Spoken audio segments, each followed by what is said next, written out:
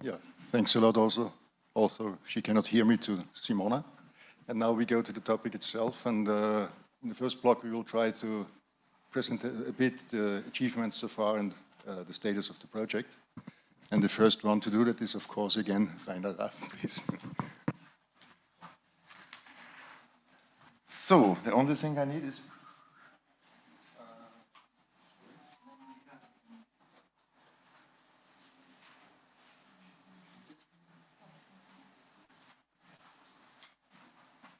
So, now it's time to show you a quick overview of what happened in the last years. So, we did a lot.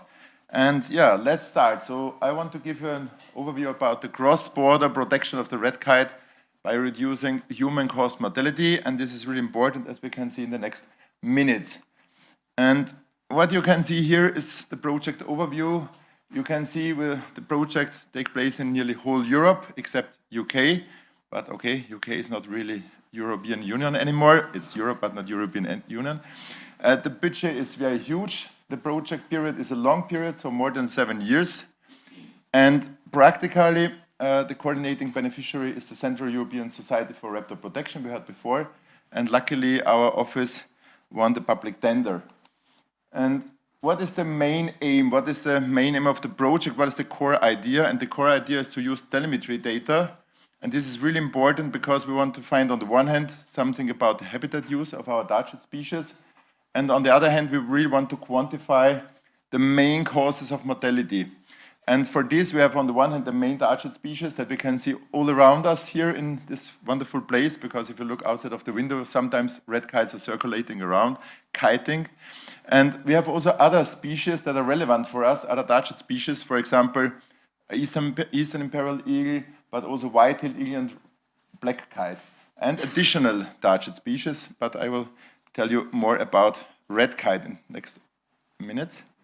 And yeah, here you can see one more time a map. What is shown on that map is easy. You can see it's really a European-wide cooperation. We have on the one hand 18 associated beneficiaries. That's really huge work, especially for Andreas, to make everything happen, that there is a good network.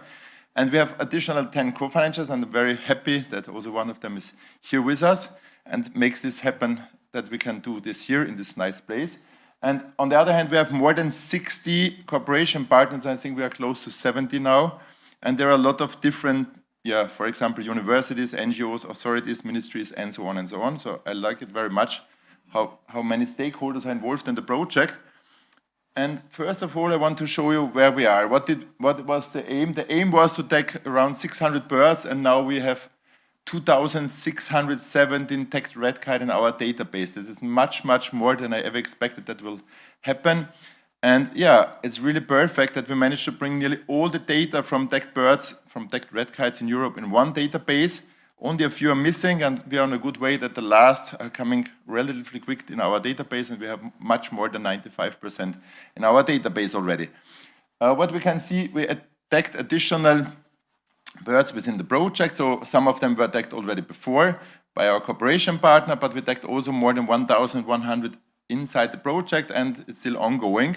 And on the other hand, we have additional species, and I will show you in more detail what we tagged. And what we can see now is an overview what happened in the last years. Maybe it's a little bit surprising, and this is sometimes misleading the people because they're thinking our project started practically in 2020 because 2019, at the end of 2019, it started official, but practically we started our activities in the field in 2020. But you can see our data include also 2013, 2014, and so on. Okay, this is the case because we have a lot of cooperation partners. And also our TP Raab GmbH Ltd was very active before the start of the live project. And that's the good news because we have a lot of birds that are now adult. Although you can see we take only some adults every year, but of course a lot of the nestlings are already adult. So in total we have now more than 1,100 birds that were minimum for some weeks or months adult birds. So that means in minimum the third calendar year. And what you can see on the other hand is really the number of nestlings is huge. So 1,700, more than 1,700 birds were really tagged in the nest. And this gives us all options because then we know exactly where they were born. We have genetic fingerprint of the birds and we know everything from the first day when they leave the nest till the last day of their life or the last day of the logger. That can also happen that the logger dies quicker than the bird dies, but unfortunately most of the cases it's the other way around, that the birds die before the logger is away. And here you can see a relatively accurate map from the newest situation from July. Of course, now we have more data and we have more birds, but what you can see, the sample size is huge. This is not the number of birds that we detect in each country. This shows only the distribution of the birds. How many birds, for example, were in Germany that are tagged from our project or our cooperation partner. And this means we have more than 1,200 different red kites that are flying around in Germany, minimum for some days or some weeks, but some of them are really breeding birds. And you can see the highest number of birds we have in Spain. That's not so surprising because most of the birds of whole Europe are wintering in Spain. A lot are crossing France or already wintering in France. So you can see we have really perfect overview of Central Europe or also the southwestern part of Europe, except UK. And what we can see here is something special. This is also important for the project. We take most of the birds in the breeding habitat, but on the other hand, we take additional birds in the wintering habitat. And here you can see what happens if you take birds in Spain.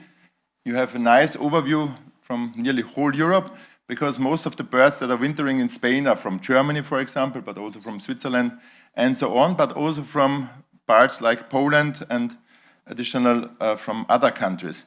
And if you look in detail where they are in winter, it's clear, but where they are in spring or in summer, you can see they're really well distributed across whole Europe. So that's very important for us to have a sample size, not only of tagged birds, because everybody's saying, okay, you have a bias because you tag on special places, but on the other hand, we have this really unbiased sample size from the wintering habitat where we can reach a lot of additional birds. And you can see a lot of them are starting breeding after we tag them in winter, because we tag there a lot of adult birds. And you can see a lot of them are really in Germany. And I think it's really a good overview where the most important parts in Germany for the red kites. And it's not a surprise.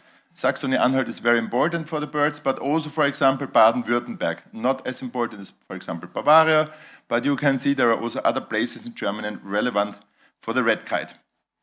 And if you look now to the other species, I want to give you only a short overview because the time is very limited and I want not to use too much time. This is the black kite.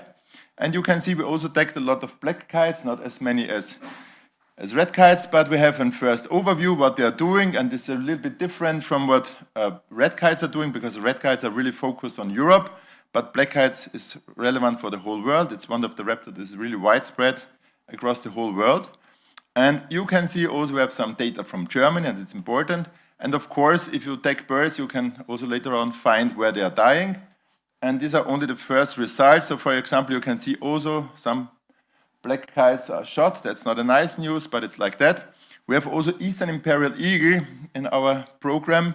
And as you can see, Eastern Imperial Eagle is mostly related to my area where I'm at home. So it's the cross-border region between Austria, Slovakia, Czech Republic, and Hungary. And as you can see, also Eastern Imperial Eagle cross sometimes your area.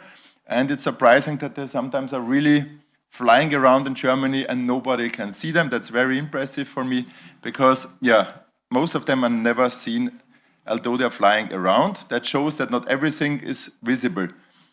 And you can see that there's a nice overview of what happened in Germany, and you can see there are really a lot of times also in Germany, and it will be only a question of some more years, and they will start to breed also in Germany, thanks to climate change. And Imperial Eagle also dies in a lot of places, and you can see, unfortunately, also in our area. And again, what is the situation? A lot of them through illegal activities. A lot of them through shooting. It's really not nice that eagles are shot, and we try our best to avoid this. But also poisoning is a real topic for Imperial Eagle, and not only for red kite. And on the other hand, we heard already that we had some white-tailed eagles, of course, in our live EUROKITE program. And that's the bad news. We tagged only a few of them, but unfortunately we lost also some of them on not perfect places. But before I show you where we lose them, you can see also they are very active. So they are sometimes flying around a lot.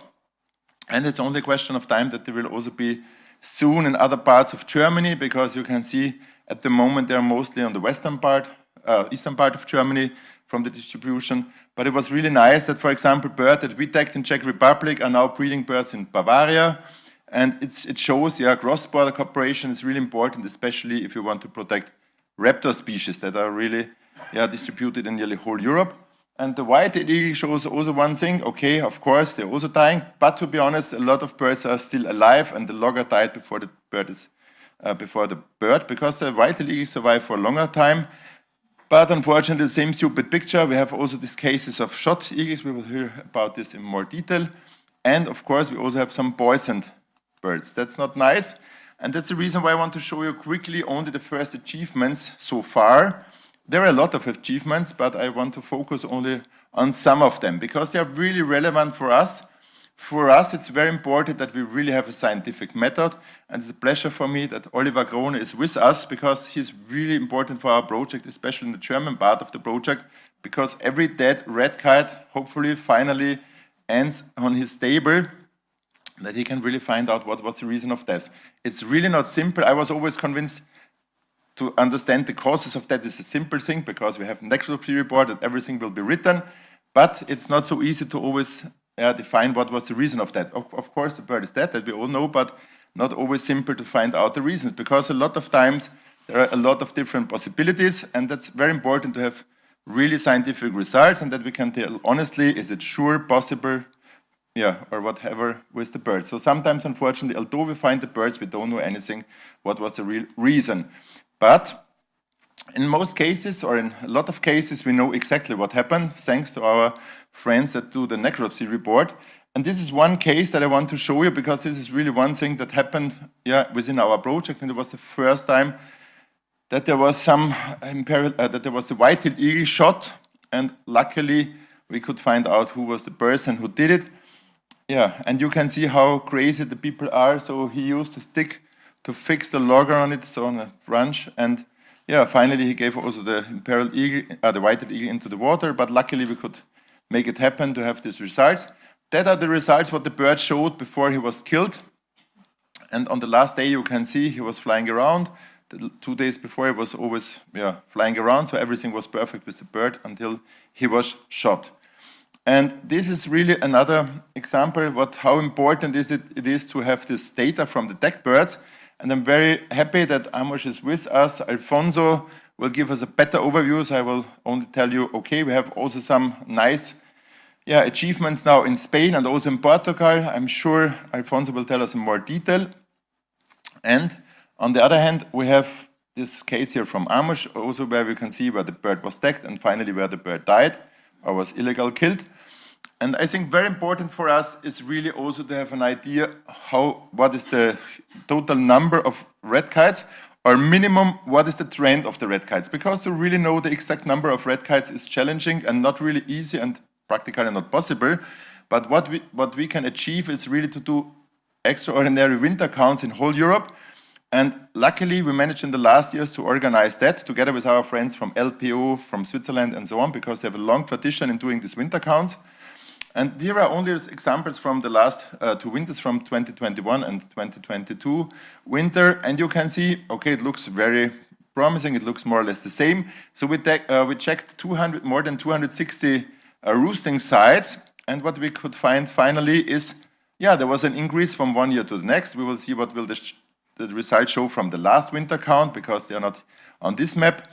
But what you can see, for example, 2 different winters. And okay, it was interesting. So you can see there was some decrease, there was some increase.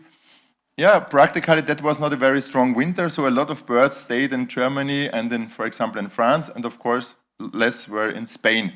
We will see what will happen in next years, but I think it's realistic that less and less birds will go to Spain, because nowadays they can find more and more food. And what means cross-border in my region is easy to explain, because there are really a lot of small countries close to each other, and so cross-border cooperation is very relevant.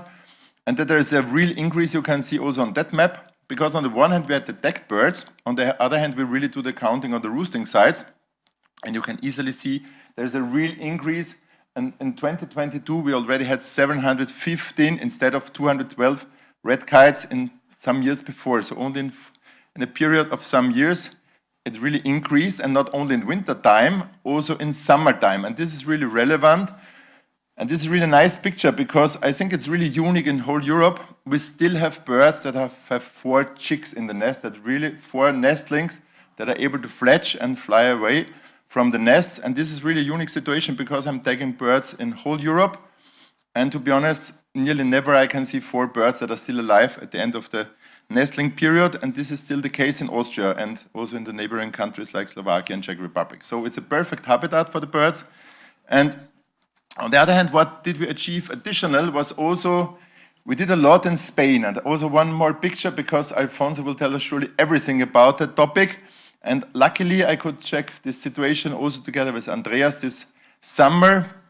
And it was really impressive to see the huge work that they're doing. And all is only possible because of, for example, Duncan, who is with us, because we release birds from other countries, and practically in that case, UK is also part of the project because birds that were coming from Spain originally to UK, and now I don't know how many generations later, the birds are coming back to Spain, to the southern part of Spain. It sounds strange that we have to release birds in the southern part of Spain because the populations of red kites are increasing in whole Europe, but not everywhere. So especially in the most southern parts of Europe, we still have a problem, and we really want to find out, is it mainly because of illegal things, or is it mainly because of climate change? Because I think this is very crucial for the future. And you can see Alfonso and his team is really amazing. They're doing perfect job, so I'm really satisfied what they're doing. We had the option to observe, to see all the things that they're doing, and it's really impressive. So I'm really happy that we have this perfect cooperation partner and project partner, because Amos is really very active and they're doing perfect job. And also that you can see what they are doing. It's not only release birds, because this is not enough. What we are really doing is also to change the habitat for also other species, for example, through modification of power lines. And I'm really satisfied that a lot of power line, also energy supplying companies, are partners or minimum, also co-financiers. That's very nice. And on the other hand, that they're really cooperation partner, because I think we can only change the situation together. And I'm really happy that a lot of things were able in the last years, because especially electrocution is a huge problem still. And we will see later on the day, I will give you more details about the modality reasons. And one thing that makes me really happy, that's really, I know I have enough time, so no problem. Red Kite book is already existing, and thanks to Hannah. As you can see, we prepared a lot of these books for the project, so it's not available in the internet practically, it's only available from us, because it's only for stakeholders. And this is, I think, very relevant, because we want to use it only for the people that really need it, and not to make money with the book. And for example, what was also part of the project is to show really what we are doing, and I'm satisfied that also close to us, and I know it's only, let's say, 1 kilometer away, so I hope tonight, or maybe tomorrow morning, you can see one of these notice boards, the notice board from Germany, but there are also notice boards in Austria, France, and Spain. And this is very important for the project too, is social media and website. And again, Hannah makes it possible that every information is available also for everybody. And I heard from Hannah that also the meeting today will be available, so everybody can look later on again what he missed. And yeah, so we will, for us it's very important that everything is transparent. So for us, digital transparency is very important, because I think this is a European project. We have money from Europe, we have money from a lot of different partners, and it's very important that everything is visible for everybody. And you can see it on Facebook, you can see it on Instagram, on Twitter, and so on, YouTube. So I don't know everything what is going on there, but I know that Hannah is very active and we have a lot of followers. And I think this is also very important. We have also additional newsletter. Maybe Hannah can tell me how many people are now using this newsletter, because I forgot to ask Hannah, how many people use that newsletter at the moment? Nearly 700. Wow, that's amazing. And day by day, more and more. And I hope we will have a new partners in the project. And we have also webcams. It's a very nice point of the project, because everybody can see what we are doing, not only in Spain, also in Italy, for example. And we have also a nest camera, that's very interesting, from a bird that was tagged in Portugal and was breeding in the last years in Germany. 2 years before successful, this year unfortunately not, but it was breeding successful, but at the end the chicks were, the nestlings were eaten by a predator, what is typical in Germany. And what is the outlook for 2024? So I will reach soon the end of the presentation. As you can see, we did a lot, but a lot of things are still waiting for us, especially the publications. and we have a lot of publications planned. For example, a publication about the mortality protocol. This is ongoing and it's soon finalized, and I'm happy that also Verena Strauss is not with us today, but Oliver Krone, who is also responsible for the paper, is with us. The next very important step, and this is really one of the most important papers for the project, will be the mortality reasons. I will tell you more about that in the afternoon. And on the other hand, this is also crucial that we know that we understand better the red kite flight behavior and the flight characteristics at wind farms. So we'll analyze some thousands of 1 second data of this bird. So you can see this flight movements is only calculated with the 1 second data. So we have millions of 1 second data of our red kites, and especially close to the wind farms, they make it happen that we have more and more data because we have a special system in Anitra that makes it happen. If the red kite comes close to the wind farm, the 1 second data will start and we will have perfect information at the end. And because I think one thing is really important for the whole discussion between nature conservationists and wind farm industry, this is really, is there an important difference if there is a nest, if it's close to a wind farm or not? So we will also analyze this to understand better what's going on with the birds. And this is the last slide where we can see something. This is only one detail what you can see again. And it's not easy to understand in detail what the birds are doing, and you need one thing, you need the information from the wind farm industry, because you can only analyze what the bird did if you know the exact position of the rotor and the exact speed of the rotor. On the other hand, we can make a nice modeling with the data, so for example, Brown and Bridge models. And finally, these are really the cooperation partners, so the project partners and the co-financiers, and all the cooperation partners. And you can see there are a lot of, and thanks for being with us. Thanks a lot.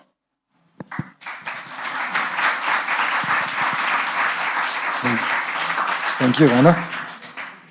So I think that was some stuff to discuss. We have planned 10 minutes for questions right now, and if this 10 minutes should not be enough, sorry. Yeah, you're on the wrong position. If this 10 minutes should not be enough, please, the rest of the discussion has to be shifted to the coffee break, because we have a tight schedule in terms of planning. So are there any questions? Nothing. No. There are questions. Hartwig Schlüter, for example.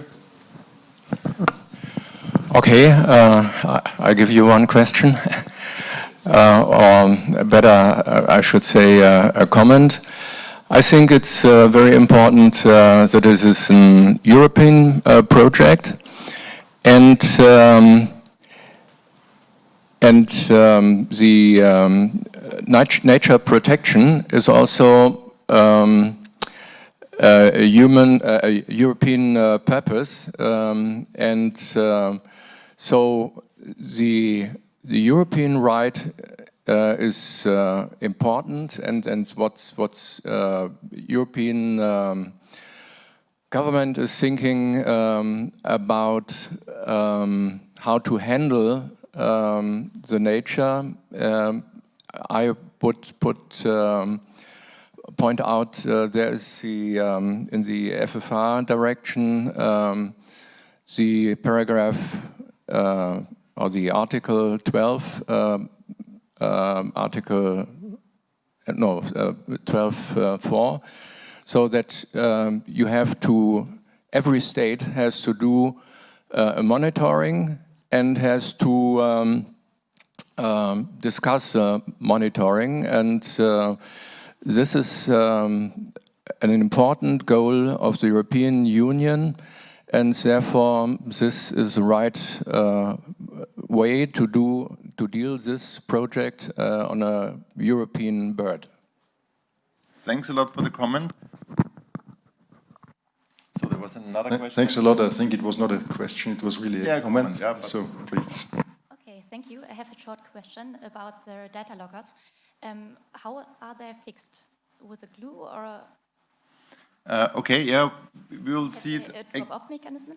We will see it again in the latest presentation, so I don't want to tell too much details now. But I think we should explain one thing. So if somebody has a question, please tell your name first, that because the audience don't know who you are. So please, in the future, please with one word tell who you are, and then I will answer the questions, of course. So, because we are online too, so a lot of people are listening, hopefully, or looking around. And so, what is your name, first of all? So, my name is Katrin Metze. I'm from the ministry of this country here. Perfect. Yeah, so we fixed the logger with Teflon, so it's a fixed material, so it cannot stretch or anything. But the person who is doing the tagging in most cases is also with us, Jendrik Wind.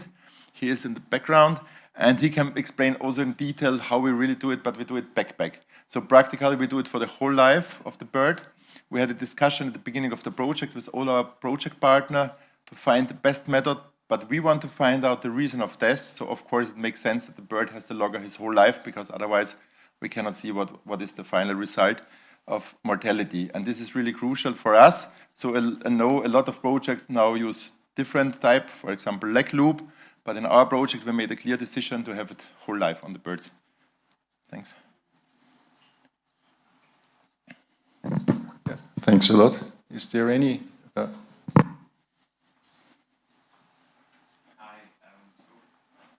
Hello. Hi, my name is Liam Innes. I work for the Renewables Grid Initiative. You said, Rainer, on the work with the wind park analysis, that it was required to get some data from the developers. How was the exchange with them, and were they kind of open to sharing their data with you? And if yes, or even if no, is there any change in their openness to sharing data? Yeah, luckily we're in a really good process with the wind farm industry, because I think it's really important that they can see we don't want to misuse the data. We need the data for our analyze, so we don't need the analyze of the data for the whole wind park, for the whole period. We need only this second when the bird is crossing the wind farm. It's not easy topic, and I'm really happy that also the person that made it happen, Niels, is with us, because he can explain better how he made it happen, or how we make the progress to make it happen that we have the data. Niels Breitbach from BPD made it happen to find a system how we can make it happen that we have the data, because we need it not only from one wind power station, we need it, I think, from 2,000 different wind power stations alone in Germany, and it's really huge work to have this information, and thanks to the partners, our colleagues, our co-financiers and so on, we made it happen. And also thanks to the governments, because they also support us with information. And I think now we are in a really good way, because I think it's really unique in that project that we try to cooperate, because it's good, I think, for both sides that we have the information, we can bring the informations together. But thanks for the question. Okay, thank you. There's still time for one more question. Duncan, please. When I arrived, I was looking at the poster outside about rodenticides. So you didn't mention rodenticides in the presentation, but in the UK now 100% of kites that are tested have some background levels of rodenticides, some sublethal, some lethal. I was just wondering, so now brodifacoum and bromadiolone are banned for outdoor use in the UK. Just wondering what the situation is in the rest of Europe. Okay, Duncan, many thanks for the question. At the end of the day, I have a presentation about the mortality reasons. That was the reason why I don't want to tell too much at the moment. About rodenticides, we have the specialists here, both specialists, because Oliver Krone will surely tell us a lot about the situation. He is really the expert for these things. And together with Martin Kolbe, they prepared a nice study from especially birds from this area, from Saxony-Anhalt. And I'm sure Oliver will tell us in more detail about the situation, what's the situation at the moment. But it's really scaring that this is the case, that you can find these substances in all the bodies already. That's not nice news. But I'm sure it's not exactly the same, but I think it's relatively similar. If I understood well, yesterday you told something like 75% of the birds you can find these rodenticides also nowadays in Germany. That's not nice. But Oliver will surely tell us a lot about this topic in the presentations. Yeah, thanks a lot for this question. It's a perfect way to lead over to the next presentation, which comes from Martin Kolbe.